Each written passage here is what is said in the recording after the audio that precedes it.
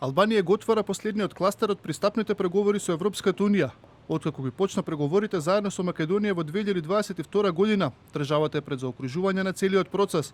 Амбициите се до крајот на 2027 да ги завршат преговорите, пошто би следела процедурата за ратификација на договорот за членство. Според проценките, Албанија би можела да стане членка на Европската унија во 2030 година.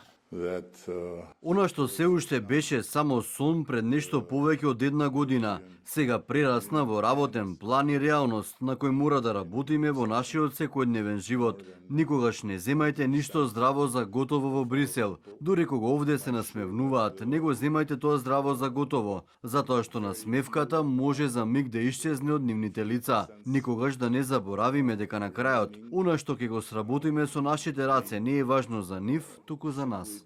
Напредокот, но и посветеноста на Албанија на европскиот пат, потврдени од Европската комисија, за еврокомисарката за проширување Марта Кос, успехот се должи на заедничката работа, но и барањата на албанските граѓани за промени.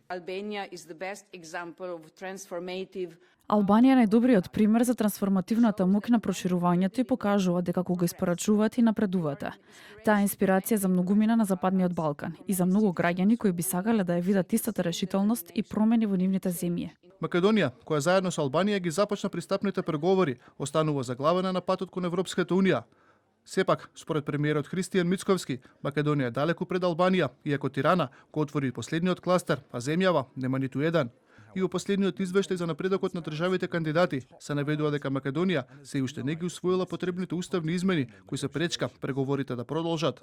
Од опозицијата обвинија дека ова е најлош извештај за Македонија во последните 10 години, додека пак владачката ВМРО ДПМН документот од Брисел го нарече извештајче, чија цел се политичко условување и притисоци.